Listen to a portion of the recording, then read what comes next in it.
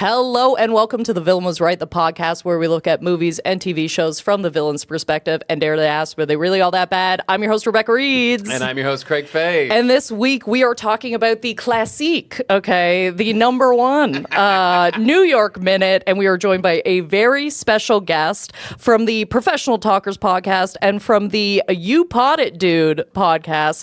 Welcome, Sequoia Simone. Hello. Thank you for coming on. I'm so happy to be back, as always. Literally anytime. We will have you back anytime. You are a sweet baby cherub. One of my faves of all time. Very excited to have you back. I've never been called a sweet baby cherub before, but I am putting that on my resume. Absolutely, you should. You are absolutely one. Certainly. And we are having you on for a very special reason because your new podcast, You Pod It Dude, is all about Mary-Kate and Ashley Olsen, and you are a bit of an expert, may I say. It feels like. Yeah, I'm a connoisseur of the Mary-Kate and Ashley universe. Also, They're oeuvre, if you will. yeah. And I had come to you all and said, hey, can I come on the show? And also I noticed you guys have never done New York Minute, which seems so crazy to me. That is crazy. It is crime, actually. It is a crime. A crime. And this Huge was oversight. The New York Minute is the first movie that we covered on the new podcast. So I was like, I don't even have to watch another movie to come on the show. So that was big brain by me, yeah. So, and we always ask when we have somebody on, what is your connection with this movie? Obviously, other than just, recently watching it. Yeah, I mean, I may have said this on the show before, but I am also sort of like a rom-com connoisseur and anything that's sort of like adjacent to that. And that's why I loved Mary-Kate and Ashley in their teen years, because they always had like some kind of like cute, like meet cute. There was like some boys following them around. It gotta be a boy. Yeah. There's always gotta be a boy. Always gotta be a boy. And I loved that era for them in their like teenhood. And this movie just stood out so much to me as like the end of their careers as actresses together. Yes. Oh, they yeah, never did anything together ever again. So this is just like, this is landmark Mary-Kate and Ashley content. And it's insane. It is insane. It's so funny, like, hearing you describe, like, the Mary-Kate and Ashley Olsen. Like, it's almost like rom-com training wheels, it sounds like. It really is. Yes. Yes. 100%. Where they're like, this is fine. If you're like 10, 13 years old, this was your rom-com. They're like, they might kiss. Oh my God. They might kiss. Do it. And I will say, the boys they picked out here are top tier mid 2000s boys. I was like, you guys, the casting's off the charts for this. Also, watching this movie, I was like, before I even Googled it, I went, this was filmed in Toronto. And it was. Yeah. Because of how many, well, first of all, like, okay, and I'm already going off the rails, but Simple Plan, for one. Okay, please. Okay. From Montreal, Quebec. Yeah. Okay, Simple Plan. We've got an Avril Lavigne reference. We've got Eugene Levy, and we got Kenny Robinson as a security guard. And Boyd Banks. Yes! As the train operator. So we have a couple of, like, comedy, community, small-scale celebrities in this movie. And I was like, I know this was filmed in Toronto. And also a very badly reskinned CN rail train. Yes. Okay. So before we get into everything, very quickly, and a lot of this, and I'm gonna breeze over a lot of this because we're gonna talk about it in detail, because this is a heavily hijinks movie. This is hijinks. Okay, it's all hijinks. Oh, yeah. So basically, what this movie is about is, of course, we have the two sisters. We have Jane and we have Roxy, and guess who's the punk? Okay. So they have very different. Their mother passed away. They have very different personalities. They've been growing apart. Roxy is in a like kind of a punk band, just like a band. I just a regular teen band, and she is going to skip school, and she's been skipping school a lot, so much so that she has a truant officer on her heels. Okay, played by Eugene Levy, Max Lomax, which is. Incredible. Chef's kiss of a name. I love that name. I love it. I don't even, no notes. Absolutely. No notes on that. So we have, she is going to skip school once again to go see Simple Plan so she can hand her CD to their managers and get discovered. Which is how that works. And in this movie, quite easily, apparently. It's a pretty smooth transition. Anyway, and then we've got Jane, who is going in to give a speech to potentially get a scholarship for Oxford, which she strongly believes is in London, I think. It's going to find out that it's not. Anyway. We couldn't make it any clearer. It's in the name. Anyway, we're just going to breeze right by that. So we would have called it London University. It kills me. Anyway. There's one of those. Yeah. So they're going to the train station together because they both need to go to New York for these things, and they get on a train. They get kicked off the train. Hijinks. You know what I mean? They get kicked off the train, and then Roxy has a chip. This is so it's so convoluted. It's so convoluted. I can't. Anyway, so there's and I'm trying to just describe this as succinctly as possible, but it's almost impossible.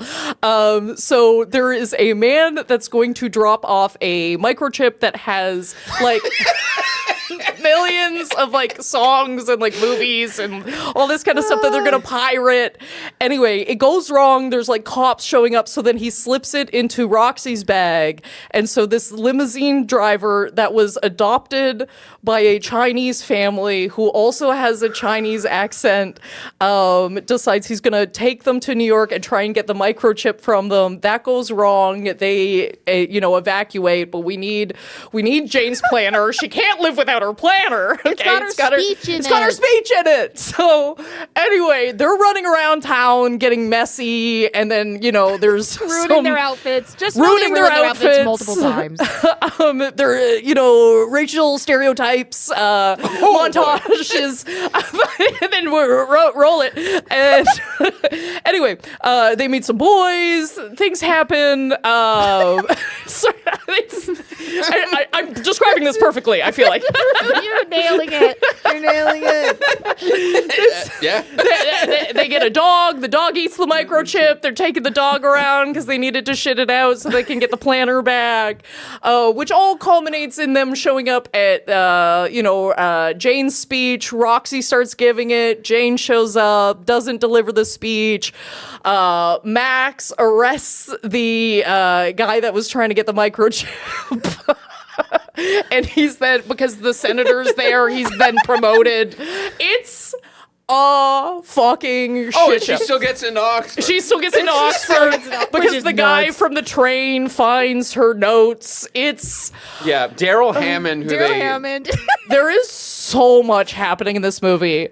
It is such an interesting movie to watch because time is so important and yet not important at all. Yes. At the same point. Yeah. It's so interesting.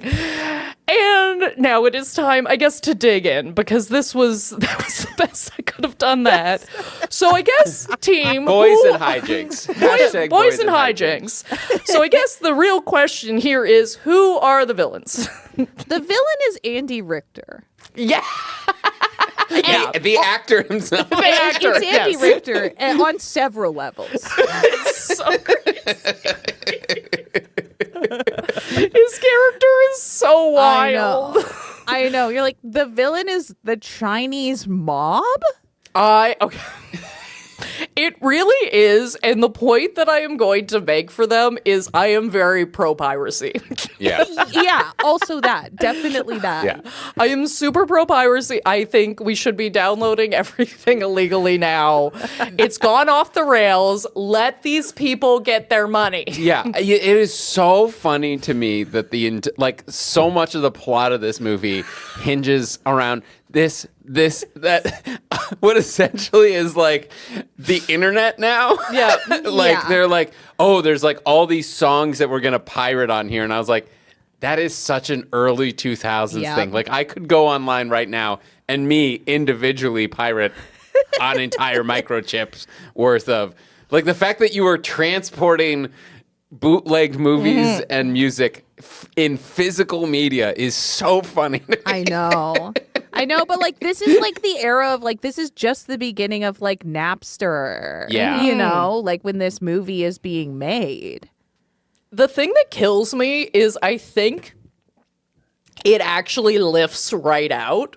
Like if you just had these girls running around trying to get to this speech, right, and you know, Simple Plan concert, that could have been the movie. That could have been the movie. Like we didn't need this extra sauce on top of it. Like it could have just been the truancy officer. Like, but then how would Andy Richter show off his excellent Chinese accent? It's so bad. And at one point they even address it. They're like, listen, you don't have an accent. And he drops out of it. And then the next scene, he's right back into it. And during that scene, I was so hopeful that was going to be the end of it. Right. Like, it was just going to be a quick little bit that they did. And then he stops because he was called out on it. And then we don't have to listen to it anymore. By his adoptive Chinese mother, which, like, it is a little, like, it's funny that happens. Here's the thing. What happened in my brain with this script is that some producer at one point got their hands on it and they said, you have to address this. Yeah. You have to address this. Somebody needs to. So then they wrote in that bit where the mom's like, drop the accent because otherwise, why would he be doing the accent for the whole fucking movie? Yeah. I just think it would have been so, like, if they had have dropped it right when she said it, I would have been like, oh, okay, like that was a little bit and now we're done and we can move on. And that's fine, I guess. Yeah. Not really, but, you know, at least we cut it off. Okay. Right. But good Lord, the whole movie. It's so bad. And there's like, oh my God. It just reminded me of that episode of Buffy. Anyway, where, what's her name? Where the New Slayer shows up. And I was like, this is actually. With the Caribbean accent. Yes. That one. Yeah. I was like, we gotta stop this. We gotta shut it down. we gotta shut this shit down. No, this was not cool in 2000. When was this made? 2004. 2004. Yeah. It wasn't cool then. Definitely not cool now. And I was in disbelief when that character first appeared, when Andy Richter shows up. I was like, oh, I didn't hear that right. Like, I must have. Like, you're like, then there must have been like construction. Yeah, there was construction outside or something. It's like, maybe he's like mumbling or something. And I was like, there's no way that Andy Richter's doing a Chinese accent. And then I was like, no, that's exactly what he's doing. But my brain wouldn't let me believe it for a minute. I was like, certainly not. No. Yeah. But pro piracy, absolutely. I'm for this. If this is all this mob is doing, I'm like, great. Like, if that's what you're up to, like, honestly, I support you fully. Totally. I don't think there's an issue with that. Quite frankly, I don't think you should spend money on watching New York Minute. I think you should get that privilege for free. Yeah. I think that should be a free thing. Pirate this podcast. Yes, absolutely. We also have obviously Max Lomax, who is partially a villain because he's chasing after them. Like, I would say he's a huge villain in this. Yeah. He's chasing them down. Okay. That's his, like, Roxy's his, like, white whale. Like, he needs to put the bow on it. It really feels like a Ferris Bueller sort of situation. For sure. And I think there are, like, you could even track down specific shots in this movie that are Ferris Bueller ripoffs. And here's the thing about this character. That's not how truancy officers work. I'm pretty sure. And I don't know anything about truancy officers, but I was sitting there going, seems like maybe it's outside of his jurisdiction. I've never encountered a truancy officer. I don't think that's a thing we have in Canada or Ontario. Well, I don't think so either, but I happened to be watching, because I'd never seen it before, I happened to be watching American Horror Story. And I just started it. And the first season, they have a truancy officer. And I was like, well, I guess this must be a thing. Like, I guess. We have truant, like, a truant myself. Often. I had run-ins with the truancy officers at school, but they don't work, they're not like police officers. They work for the school. So like whatever he's doing where he's like trying to be promoted internally in the police department from truancy officer to traffic cop, it turns out. That's like not how truancy officers work. And also truancy officers are there because like they want to make sure that if a kid is missing too much school, that there's not something like happening at their house, you know? Like they're not there to like, one of the things that we were wondering on our show was like, is he doing this on commission? Like what is the reason why would he be doing this? They're there for like safety reasons. They're essentially social workers. Yeah. Like they're like, oh, you've missed a lot of school, and it turns out like, you know, your parents have you working in an 18th century cotton mill or something like that. Exactly. They're there as, you know, the barrier between you and the cotton mill. And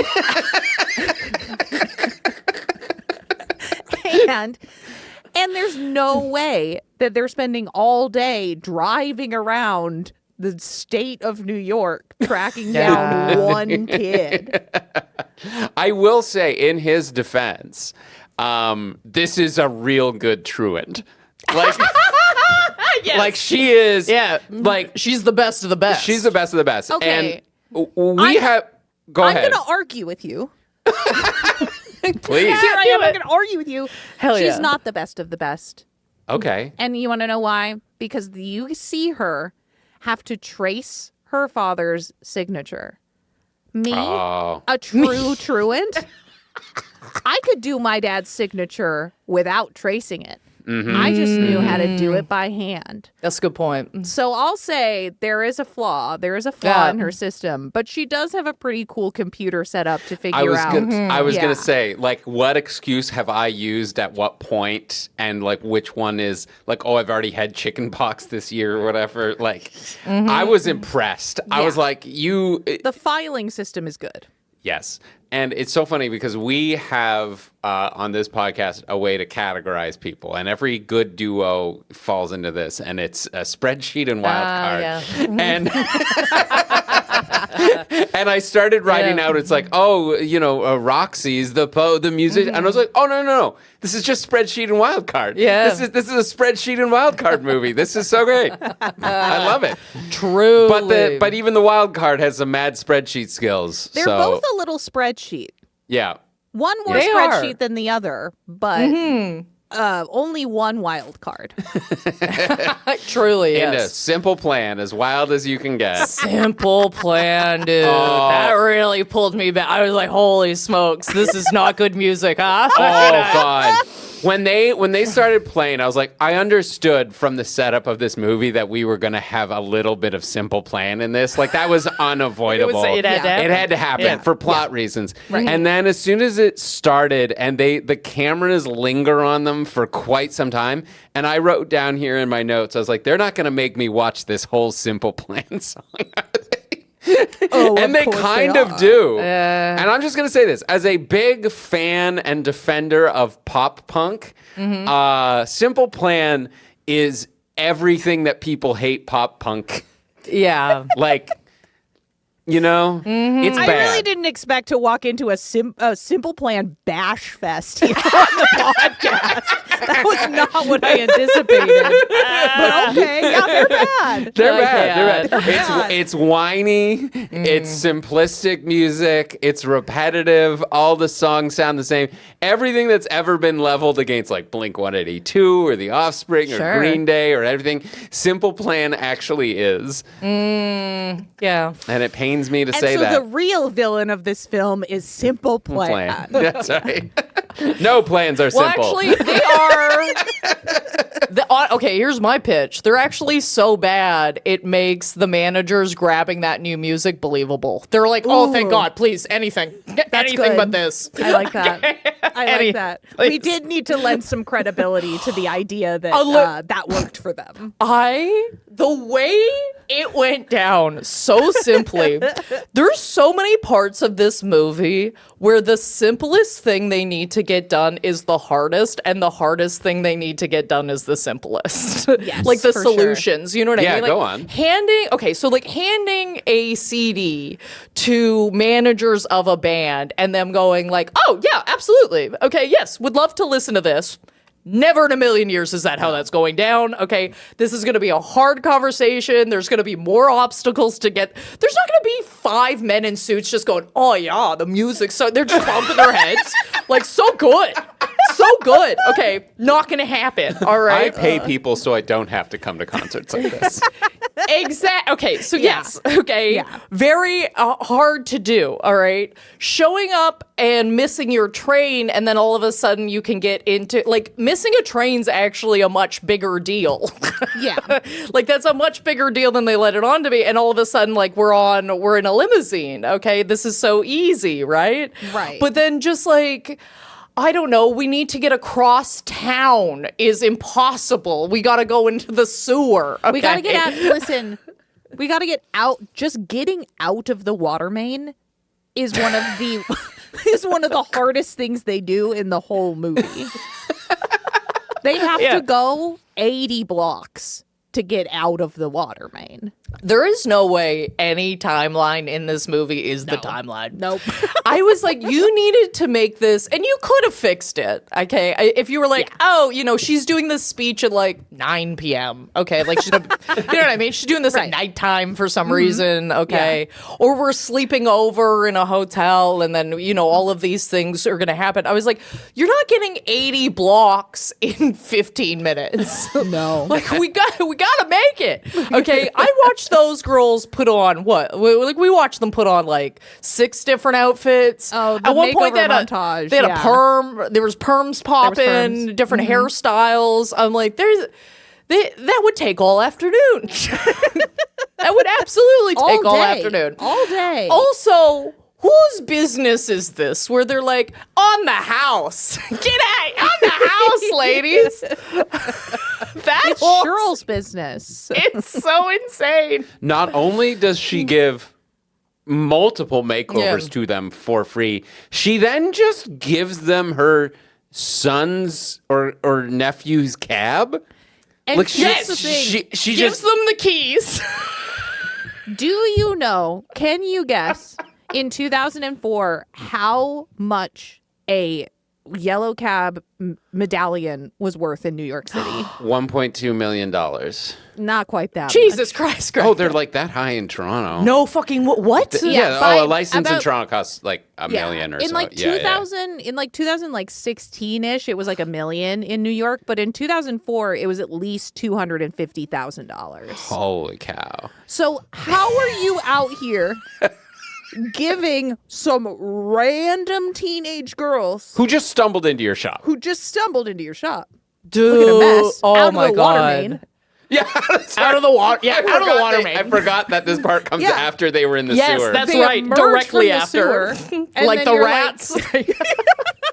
Like the fucking rats. Although I will say this scene has my favorite line in it just for how bad it was. I had to pause. The sisters got some sister in them. I fucking had to pause. I was like, there's no way they wrote that down. I was screaming. The sisters got some sister in them. It's like it's like 10 minutes into the movie, you're like, okay, well, the stereotypes couldn't get worse than Andy Richter's Chinese accent. And then like 5 minutes later, 5 minutes later, Andy Richter is like, he says like ancient Chinese proverb, something, and you're like, oh yeah, it can't get worse than this. Well, no, we're gonna put a hat on that hat. And then they're like, that unhoused man has alcohol in his slushie, and then you're like, it can't get worse than this. And then it's just like they keep going and they keep going.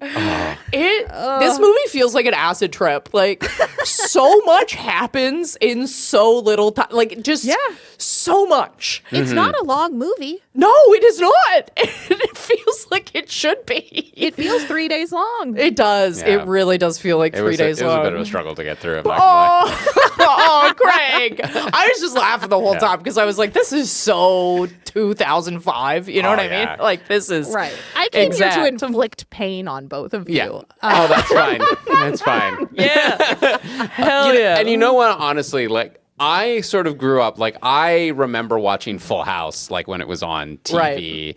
And, like, you know, that's kind of where I knew Mary-Kate and Ashley Olsen from. Sure. And then, like, directly preceding that, they were still, like, children. And it was like Mary-Kate and Ashley Olsen, like mysteries or like, you know, and it was like, it's cute because they're like 2 8-year-olds in a trench coat saying cute things. And that's kind of the quality that I ascribe to Mary-Kate and Ashley Olsen. And so I came into this like really bracing for that level of like, sort of young kid made hijinks. For TV. Yeah, 100%. Like that level of quality. And I will say, honestly, there is an opening shot in this movie that I was like, that's actually super impressive and well done, where they like zoom out of their house and like out and then like zoom into New York City, which was not like in one continuous like pan and shoot. And I was like, that's actually super impressive for 2004. Yeah. Like that looks cash money into this movie. Oh, yes. Yeah, absolutely. And it did not do well. It did not do great. I think there's a reason this was where they ended. Yeah. But although I will say it does have a bit of like a cult following kind of thing going on, where, you know, a lot of people have watched this movie. They do, you know, it is in their rotation. I don't know if I'd put it in my rotation. I've seen this movie more times than I actually would like to admit to. I feel like this is a perfect movie to watch with somebody. There are things where you're like, oh, if I'm in the room with another human being, this is going to slap because we are going to scream laugh over everything and pick it apart and, you know, do all that fun stuff. Watching it alone does feel like a bit. Yeah. Yeah. No, I like to watch other people watch this movie. Yes. That's what I'm about. I like that a lot. This feels like a movie I would watch standing in the back of the room with my arms crossed, like on my way out and being like, what are those crazy kids up to now? Yeah, because it does have, and I'm going to quote Craig on this, Pretty Girl Fall Down energy, which is a type of movie that we talk about. Pretty Girl Fall Down. Pretty Girl Fall Down. Girl Fall Down funny. Girl Fall Down funny. It's very much that energy. Here's the thing is this multiple times in this movie, it's Pretty Girl Fall Down and die. Yeah. Because like they're on that like window washer or scaffolding thing, and it plummets like 20 floors. Yes. Oh my God. Just rule of thumb here. If you are falling fast enough that your hair is getting blown up, you're dead. You're dead. Yeah. Like unless there's some amazing like slow braking system on that thing. Yeah. No. And also, I'm sorry, in 2004, in New York City, there is no way that you'd be able to open a hotel room and get out. Like they figured that out, right? They figured that out. Yeah, you can't get out of those windows. No. Okay. Yeah. Well, no. Like if this is 1902, fine. We haven't seen Buster Keaton yet. It's okay. Yeah. No, that is a liability to the hotel. You cannot get out of those windows, let alone throw a dog out of one. That scene was bananas when they were like, "Oh, we threw it out," and then it's magically still on the ledge. I was like, "That's not the way that dog dead. that dog's dead." Those girls are dead. There are multiple moments that would have sent me home immediately. I'd be like, fuck Oxford. Like, fuck this shit. Are you serious? I fell down a sewer. Okay, a man tried to kidnap us. Okay, locked us in his limousine. Okay, threatened us. Then I fell down a sewer drain. I fell down a sewer. I threw a dog out a window. It survived. I then climbed out that window. And because for my planner, by the way. Yeah. How bad are you at public speaking? That you and girl, she's clearly rehearsed this a million times. So I'm like, Can you not just like cobble it together? Yeah. Or, like, you have multiple hours. Try to rewrite it. Try to write it down again. Let's get close. Let's hit a coffee shop. You know what I mean? Let's have a coffee. We'll figure this out. I'll stitch it together. Exactly. You know what I mean? The major beats. The major beats. Okay. Oxford is in London. Bullet point number one. Number one. The one thing I know, it's that Oxford University is in London. Yeah, just beat it out. Like There's just, I'm not getting behind the wheel of a car, okay? I'm not stealing. High-speed chase? Yeah. I'm not doing a high-speed chase. This man's chasing me. I'm going home. Okay, so it takes so little for me to go home. Do you understand? I could step in dog shit and be like, well, my day's over. Okay, time to pack it in. Yeah. Okay. What do you mean we're going to keep going? Okay. No. Absolutely not. Take a knee. Yep. We're done. No, actually, no. Break into a hotel room. Break into a hotel room, have a full shower. What are we doing? Also, what are we doing after this? Because it's like they're just in towels, and it's like I don't have clothes. They really rely on the kindness of strangers in this movie, and I gotta tell you, every time I've been to New York, that's not what I'd be doing. Okay, that's not my move. I'm not saying New Yorkers aren't kind. I have happened across so many people that are like, "Hey, you want a little free cocaine? All that fun stuff." You know what I mean? New York, baby. Okay, love it. But I'm not. I don't think I'm going, 5 for 5 on that. Okay, I'm getting away with one, and then I go, "That's the one." Okay, I found the one nice person today. You see a woman in a towel on the street of New York City or Toronto, for that matter, and you go, "That's a person in a towel. That is none of my business. It's none of my business. They're doing their thing, and that's fine." You don't stop to be like, "What's wrong?" It could be a fashion statement. They could be doing fashion. Yeah. And legitimately, the way that they had that one towel like squared away, and like I was like, "That's been a styled towel." You know what I mean? Like it had like a hem on it. It had Yeah, that's a towel dress. That's a dress made of towel. Yeah. You know what else is not happening in New York? Running across the same person multiple times accidentally. Nope. That's not happening. It's not happening. Yeah. Like that kid, that blonde boy on a bike, okay, getting on the train. He's like, "Well, sure, I'll see you later." I'm like, "Fucking no." There's no way. Get my phone number. Multiple millions of people. Okay? Yeah. I have no way. MySpace. Get on my MySpace page. There's no way they're running across each other multiple times, and that happens so much in this movie. This movie acts like New York has the population of like 1,000. Yeah. It's like, really of course does. we're going to see each other again. It really does. It's a small town. We're in love. Yeah. Okay. Well, you fell on top of me. It's the universe bringing them together so that they can go, "Did I just say that out loud?" That line killed me, dude. That's so funny. Oh my God. Yeah. What was it? It was a pleasure for you to fall on me or something. Yeah, it's for you to be on top of me or whatever. You just said that out loud. Oh my god. Oh my god. Also, if you get hit by a bike messenger, you broke your arm minimum. Broke your leg. Yeah. Yeah. Yeah, they're not known for going slow. These girls are like, if not dead, maimed. Yeah. You know what? That's what the movie should be. Let's look into how they're indestructible. Okay, we're actually going to have to harvest these ladies. These little twigs of ladies. Yeah. They have some sort of twin strength happening. Yeah, they got an unbreakable thing going on. It's wild. But I mean, and getting back to Lomax, I think that is a great argument for everything that he does in this, which is that they absolutely need to be stopped. Right? Yes, they do. Yes, they do. They do. Like, even if you go outside of like you said, Sequoia, like this is not what a truancy officer does. They do not do this.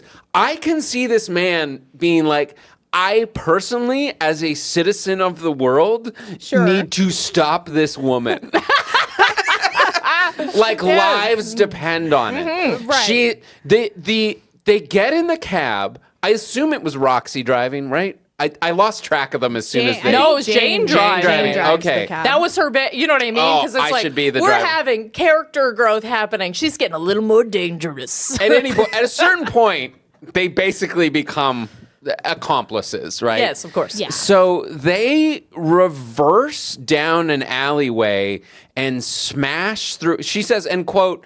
It's fine. I'm facing the wrong way. I'm facing the right way on a right way street, a wrong way. Anyway, I'm just reversing in the wrong direction. Smashes through a chain link fence that we see people walk by not seconds before they hit it.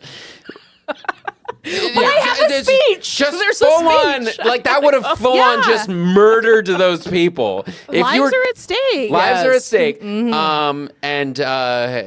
what else do they? Oh, they're breaking into hotel rooms. They've stolen a dog. They've stolen a dog. They've somehow implicated themselves in an international Napster smugglers piracy ring. Yeah. It's like they need to be stopped. They fake their way into a concert past Kenny Robinson, iconic Toronto comedian Kenny Robinson. Incredible. Great to see him. Love so, that. like, at the very least, like, listen, fun hijinks, sneaking into a concert, sure. But also fraud. Listen, to be fair, Roxy has a pass. Oh, true. Everybody else sneaks in. But Roxy, has a pass to get in. That is true. Yeah. That is true. The band had a plan. The band manager, the 14-year-old band manager, had a plan. He had a plan. He's Jack ready to go. Osborne. Is that who that was? Had a plan. Oh my god! I didn't even clock that. I knew he looked so familiar, but for some reason, but because it was the movie was happening to me. Right. That's This why. guy looks familiar. I think he was in the last scene. Yeah. That's so crazy. You're right. Oh my goodness. That was when this came out. That would have been like a cultural reference, like, oh my God, it's Jack Osborne from the Osbournes. Wow. And so he's got the connects. He's got the connects to get that backstage pass for the Simple Plan video shoot. Right. He does. He really does have the connects. And honestly, we don't need security at a Simple Plan. I don't think so. Yeah. I think you need to pay some of those volunteers. I'm so sorry, Montreal, but but please, if we could you're good. So sorry. You're known for your poutine. You're known for your nightlife. Yeah. You got a lot of stuff going on, Montreal. A lot of great love stuff. You. A lot Love of great Montreal. stuff. Simple Plan ain't It one was. of It them. was not one of the things on my love it list for sure. But you're right. These ladies do need to be stopped. They need to be stopped. We got property destruction, destruction of property, theft, Dog napping. Absolutely. At what point do you just not? I cannot. I just needed a better reason than a planner. I think. I think that's what I needed. I needed something with a little more sauce on it to justify all of these actions. That's fair. It's also hard as an adult being like, this is the one speech that's going to make your whole life and make your dreams come true. Because we all know it's like, if you don't get into Oxford, you'll be fine. Yeah. You'll go to she'll go to Yale Brown. or Columbia. She'll go Yeah, to- exactly. Like, not getting into Oxford, very prestigious. Don't get me wrong. It'll be good. But, like, we're all old enough to know, like, it'll work out for you regardless. Exactly. Like, clearly you have the money Yeah. to go Oh, to yeah. a school, an Ivy League school. Yeah, did you see their house? Her Come on dad now. is an Obstetrician. OB. We're doing a great job collectively. We're finding it. We're finding it. We each knew one part of the word. I knew nothing. Famously played by Dr. Drew, TV doctor Dr. Drew. Oh, I missed that too. I don't even. Who's Dr. Drew? He was like a TV therapist. He had like a TV show. I think. Okay. Probably just block that out. Yeah, it's before. It feels before my time. All right. Okay. So but that another was him. get is what I'm hearing. We're saying it's another get. Yeah, Another big get. Add it to the list. We got all these celebrities from the 2000s to appear in this Mary-Kate and Ashley Olsen movie, and the only one who will do a Chinese accent is Andy Richter. He actually insisted. We asked all of them. We said, "Are you sure, Andy?" And he said, "No, I like it. I must. I must. I'm not going to do it unless I get to be offensive." You can drop it after the first 15 minutes. No. No, I think it's a good choice to go the full way through here.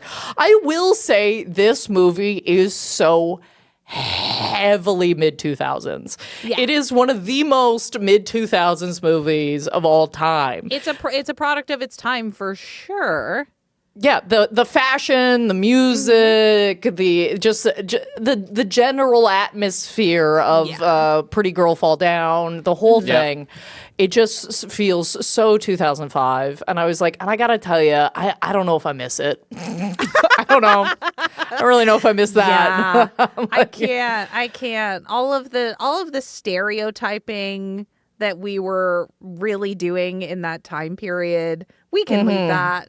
Yeah. I don't feel That, nostalgia the low-rise for that. jeans, Low-rise I would. jeans. Good Lord, I saw a video the other day of this girl being like, I found some. She called them historically accurate low-rise jeans. I thought I was gonna fucking throw up. Yeah, remove me from this world. Yeah, I was like, I'm gonna puke. And she's like, I can't believe how low they are. I was like, that's why we're yelling, bitch. That's why we're because they were so low. You had to shave bush, dude. Yeah. Like, you had to. Yeah. It was crazy. Let's not go back. It was a dark time. Let's not do it again. No, shut it down. I have this thing now where I will be. I swear to God, this is going to a good place. So just stay with me because it's going to sound bad at first. Where it's like I'll like be walking down the street or something, and I'll see someone in like wide leg jeans, and my brain immediately goes, "Oh, that's someone my age," and then I realize, no, that is a teenage girl. Yeah. It's just that the fashion has come around, but my brain is like, that's what you wore in high school. This person was in high school. Right. And I'm always just like, oh no, this is bad. But yeah. They need to be stopped. So our points are they need to be stopped. We love the mob. They're great. We love the mob. We're pro-piracy. That's an entrepreneur. All right. This lady is just running her business. All right. And She's trying to get shit done. Is it her fault that her number one killing machine, her favorite adopted son, is so incompetent? No, I don't think so. I don't think so. I don't think so. She's just trying to, like, maybe a little nepotism, okay? But other than that... She's trying to help him rise up in the ranks of the Chinese mob. Right. And he is just inept. He is inept. You know what? It feels like that's the task that you give somebody that you don't really care if it gets screwed up. Like, we are also running heroin, by the way. Oh, Right. Yeah. But you can deal with but you deal with the computer chip. Yeah. Okay. Yeah. And like it was just his job to pick up a guy from the train station, and he decided he's going to get a limo and draw attention to himself, or like he could have just shown up in a Toyota Prius or something, or Camry, Right. and it would have been fine. Yeah, it's self-aggrandizing. Yeah. And how was she to know that Roxy knows Taekwondo and Jane speaks Mandarin? I forgot about that. How was she to know? I literally finished this movie today and I forgot about that part. Yeah, my much brain happens. just threw it out. Yeah. No, they have to have a Matrix-style subway fight. Yeah. In So funny. Toronto's Lower Bay Station. Oh my God, that's so funny. Question for you about that. Do you think it is realistic that No. twins... I don't even. No. Sorry. Continue. No, where they're like, you know Mandarin, you know Taekwondo. Do you think it's even possible for two people living in the same house not to know that about each other? I don't think. Like, there's things you could not know about your sibling. Absolutely. But the fact that you are fluent in Mandarin is... I don't know how you could sneak that under the radar. I don't know how you could sneak Taekwondo lessons under the radar. Yeah, because you would think, like, at least at one point, Jane would be home doing something in the house, and Roxy would come back, like, in the Taekwondo outfit, or like, Sure. find it in the dryer or the washer or something, or, like... You know, parents are also proud of the things their kids do. So, like, there would be some kind of like something on the fridge, or dad would say something. Yeah, You know? exactly. Yeah. I don't know what the Taekwondo awards are. Okay. I think it's the belts, right? Yeah, like she's The belts on the fridge. What are all these colored belts always hanging around? So weird. Yeah, and like especially twins. Like I guess twins can fall out just as any other sibling can. Yeah. But like they're so historically close. Yeah. You know, where I'm just like, you're not estranged. It's not like No. one went to university. They share and, a bathroom. right? Yeah. I don't think there's... Although I got to tell you, I don't think that's the most unbelievable part of this movie. Yes, it is. It is. Twins always know. Sequoia, before we dip out, I need to ask, where does this movie... Because I'm assuming you've watched all the Mary-Kate and Ashley. Almost all. Almost all. Yeah. Okay. Where do you think this movie ranks? Well, there are 14 feature-length Mary-Kate and Ashley films. Oh, that's like MCU. MCU. In Well, the a lot of Mary-Kate them and were Ashley direct-to-video. cinematic universe, Yeah, fair enough. A Yeah. lot. They're mostly made for TV. This is the only one that got a theatrical release. And I think maybe It Takes Two maybe got one as well. No, I think Yeah, It Takes Two also got a theatrical release. Yeah, so yes. it's just It Takes Two and this Yeah. one that had theatrical release. Everything else was straight to video or made for TV. I would say this has got to be maybe like 9 or 10. Like it's slow. Yeah, like it's okay. so bad that it's like not even really endearing in the way that some of the made for TV ones are endearing. You know? Okay. Yeah. And what would you say if like somebody was listening to this and going, okay, I would like to watch one to get the vibe. What would be your recommendation? Oh my God, this is the most important question anyone's ever asked me. Oh my God. We're actually going to pause right now and let Sequoia gather her thoughts. Gather thoughts, yeah. I would say Billboard Dad. Okay. I don't think Billboard I've heard of that Dad. I'm going to watch it. that one- She's actually Rules. writing it down. I'm going to end up watching this. Oh, yeah. Get ready. Straight up rules. Okay, Billboard Dad, it's on. I love that. Okay, great. Do we have anything else here, or should we kick it to our rankings? One final thought for yes. me is that there is no way a dog that size is going to naturally pass a microchip that big. They need to take him to an emergency vet. Craig, I'm that's sorry. so bleak. Yes. Anyway, my final thought. Anyway, and we'll leave it on that one. This dog's gonna die. Would have been less painful if they just thrown him out the window. Anyway. Yeah, the dog's already dead. They threw the dog out the window. That's so funny. Dang. Sequoia, any final notes? No, I think that's the perfect place to leave it. I'm so sorry, everybody. I'm so it's great. sorry. No, that works perfectly for me. Okay, so now it is time to rank that villain. I am ranking Max, and I am doing the mid 2000s fashion ranking. Ooh. So from layered tank tops all the way up to a low-rise bush shaving jeans. I'm going to give Max a mood ring, okay? Ooh. I like it. He's got his finger on the pulse, okay? And we need to bring him back, okay? I love it. Sequoia, what do you got? My ranking is concerts to crowd surf at. Oh, good. And the ranking goes from Cat Stevens to... That's so good. When you coming home, Dad? To Metallica. Yeah. Good. And I'm going to give Andy Richter and we'll say Benny Bang. We'll say it one time on the podcast. You can get it one time, folks. I'm going to give him the Wiggles. Hilarious. Oh. Because what? What? Why would you? Why would you be doing anything that you're doing? What is happening? That's great. I love that. Perfect scale. Perfection. Oh my God. What do you got, Craig? So I've got the city time scale, cities and times. Okay. So New York minute, right? So from a Los Angeles second to a Juneau, Alaska winter. I'm giving Max Lomas a Jacksonville fortnight. I Googled it. Apparently, the most boring city in the United States, Jacksonville, Florida. Oh my God! How do you even find that? You just Google most, and it's like top of all the lists. Jesus Christ! Because tired of this shit and just wants to get it over with. Yeah. Okay, great. I love it. Rip Jacksonville. Yeah. Rip, yeah.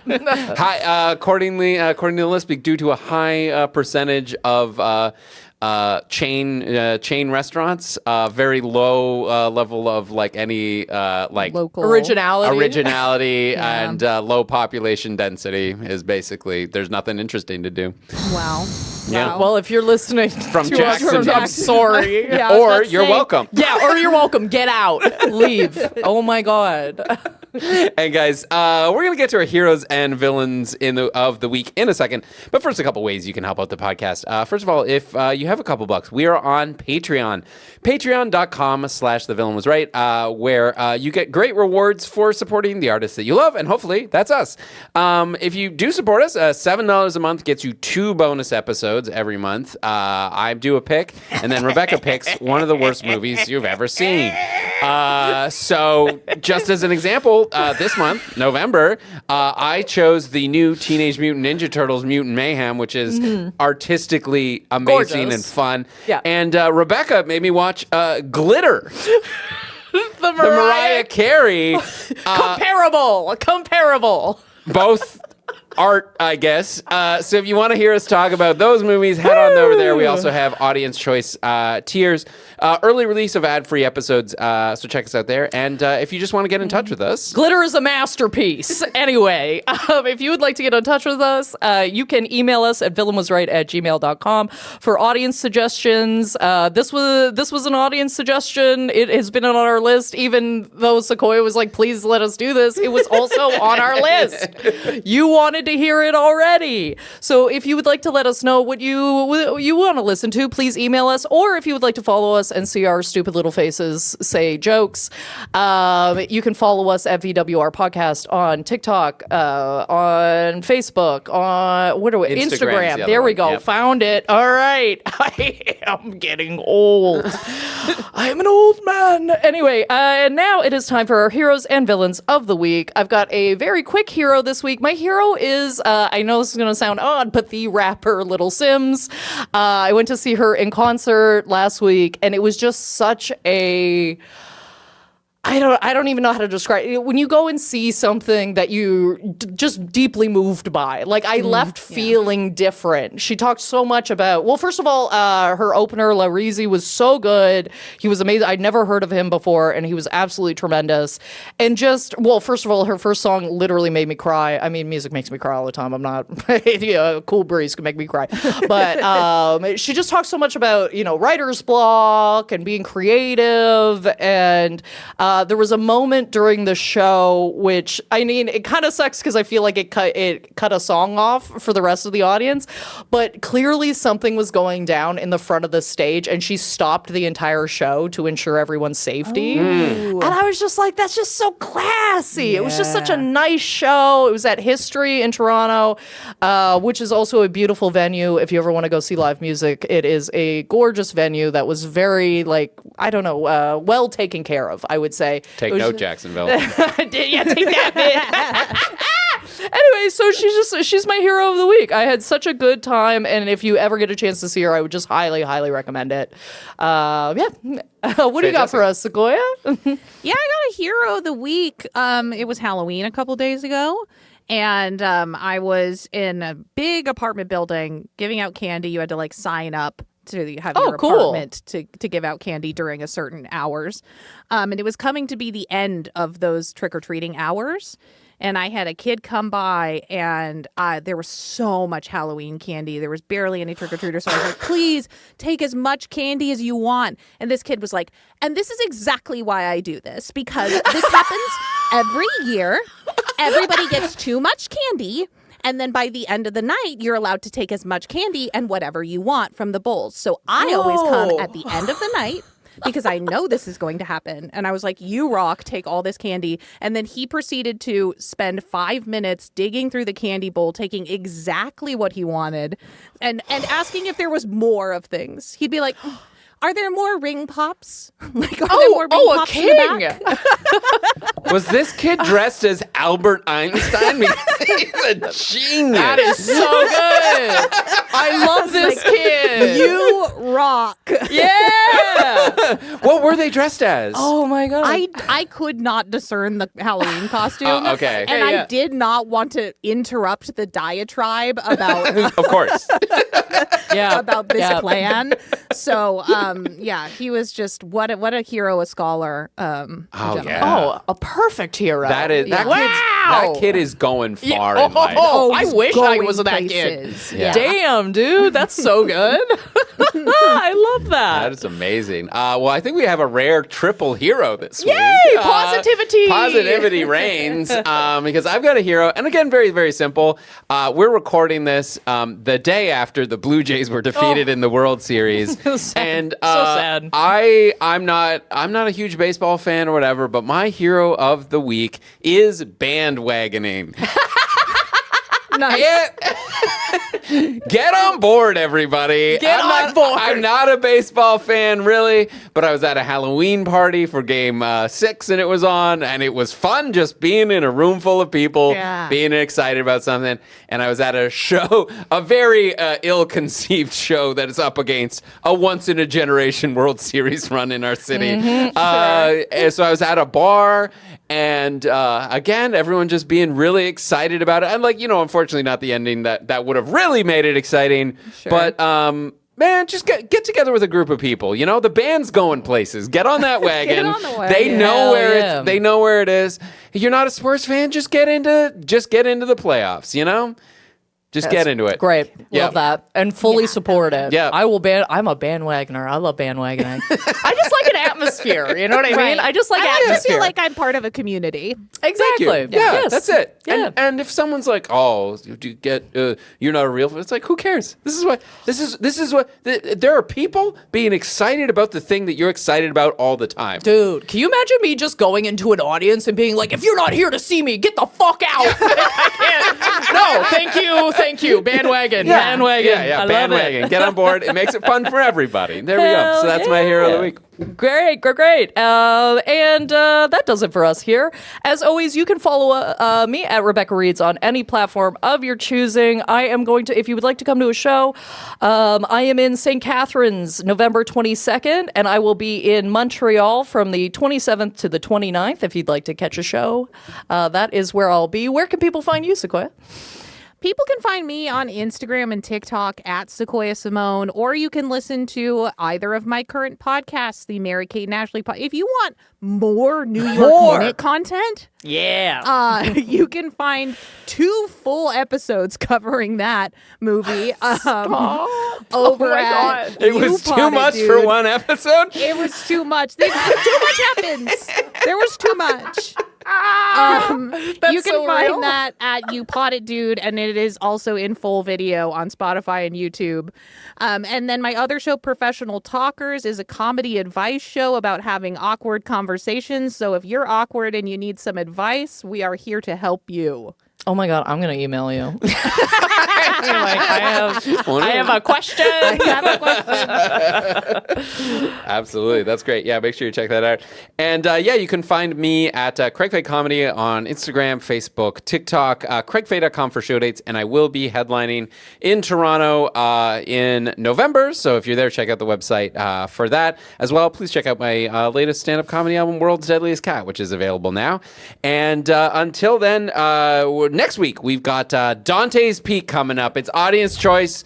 We did a Pierce Brosnan. It was a landslide. You guys People wanted it. Landslide, like no pun intended, but a landslide for Dante's Peak. There we go. And until then, this is The Villain Was Right, reminding you that if your hair is blown in the wind, you're going to die.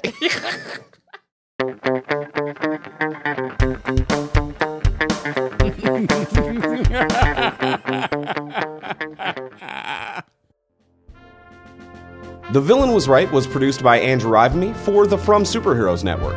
For more great podcasts like this, as well as YouTube series, webcomics, and so much more, visit FromSuperheroes.com.